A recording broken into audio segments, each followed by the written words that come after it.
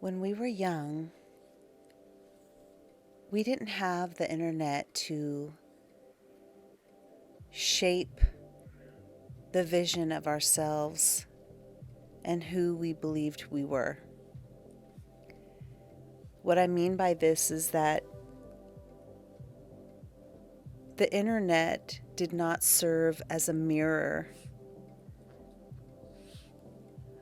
or a reflection of who we were or are as people.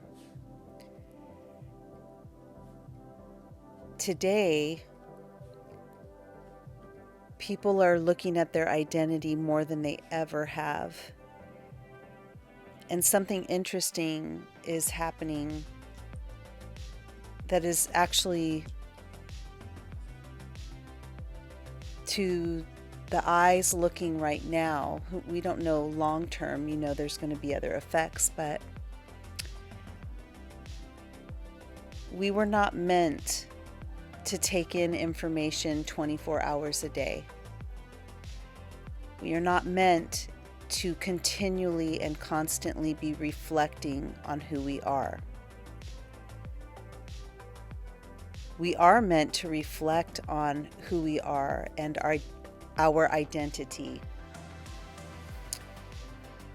But the internet has caused us to be doing that 24 hours a day.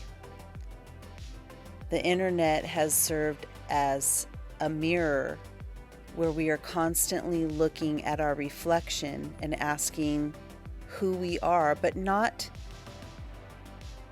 in a mindful, meditational way to grow. Who am I? That question has been supplanted, and the question now is, who am I as compared to other people?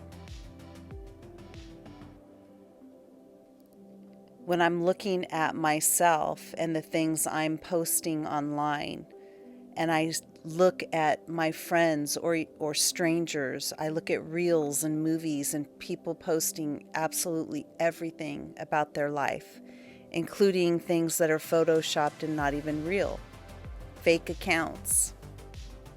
All those things exist. And we're looking at the world of people around us on social media, and we're looking at that, and instead of asking the question, who am I as a person? What are my dreams? What are my hopes? What do I wish to aspire? We're looking at other people, and we're feeling a sense of lack, what we aren't as compared to other people, as compared to the lives we see others living, to the lives we see in abundance, the things that people have, the beauty that they've amassed, surgical procedures, people who are having success in their business, people who are selling you things and appear to be having great success. And we look at that 24 hours a day and we say, who am I next to that? The internet is 24 hours a day. And a lot of you don't even remember a time when the internet did not exist. So that feeling of not even knowing what it feels like to be disconnected from all the digital static. You don't even know what that feels like. It's a wonderful feeling. And a lot of people are headed towards a movement of looking at the internet the way I do, looking at the internet like a part of my job. Monday through Friday, I'm on there and I'm using the internet wisely. But on the weekends, I cut it off because I don't need to be comparing myself, seeing images I don't want to see that stick in my brain. I don't need to be sold things I don't want because of algorithms. There's so much on there I don't need to see. But if you don't understand that you are not a reflection of what's coming back to you from what you're seeing on the internet, in social media, you start identifying yourself by what you don't have as compared to what you think other people have, because that's what they're displaying on their social media. It was great to have landline phones, no cell phones, no internet, or very basic internet. And keep in mind, I love all those things. It's part of my business. I love the internet. I love I wouldn't say I love social media, but I utilize social media. I love cell phones and FaceTime and all of that stuff. It's like a little mini computer in your hand. I love it. But I also remember a time when I didn't have those things, and we used to have to just figure things out. We had to rely on our wisdom. We had to think a thought all the way through and figure out how to solve a problem. And now what happens is, when we have a gripe about something, we don't focus on how do we solve the problem to get what we want. What we do is we tap into a community who's complaining about it. We join that community and we put our collective energies into the complaints. And this is part of the problem. Our identity gets latched onto we're a victim of some injustice. And then that's the life we're living. Back in the old days, we had to figure it out. We didn't get to open up the internet and see a million other people talking about having the same problem. And in a way, that was a good thing, because we had to rely on our own intelligence, our own critical thinking. We had to rely on the wisdom of our elders. Nowadays,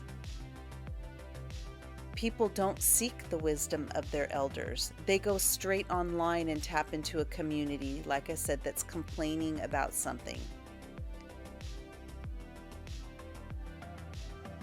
The wisdom of our elders is tremendous because they've been there, and they are not hasty. They're not in a rush. They're not in a hurry. They've made all their mistakes. And they can sit, and they will sit and take time with those who ask, because they have the time to give. And they will give you something worth taking. And by communicating this way and trying to define who you are, not through the reflection of the internet and social media, but through listening to your own voice, by tapping into the love relationships in your life that are meaningful, by asking the seniors and the elders in your life, what do I do? How do I handle this? What was your experience with this? Whatever your problems are. When's the last time you sat and asked an elder for help with the problem? I can guarantee you that the majority of you haven't, maybe ever done that. But this was very commonplace before all of the internet and social media, because that's where we went. We went to people that we trusted, not people who don't know you, who are cruel at times, who have their own motives, who may not even be real people.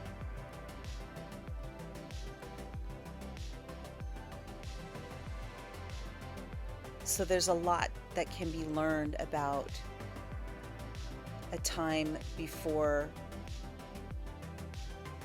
the metaverse. And yet we need the metaverse. It's good. But it's only good when we put limits on it, and it's only good when we're not defining who we are as human beings or our personal growth based on the reflection of what we see in others. We have to look in the pond of manifestation, manifesting what we want, our dreams. And we need to see our own reflection. And if we don't like what we see, if we don't like the results we're getting, if we don't like our life, if we don't look like how we look or how we're dressing, we can change all of that, but we can change things because that's what we want to do, not because we are being guided by some sort of mass peer pressure to be or do a certain thing. You're more than that. Be well and be loved.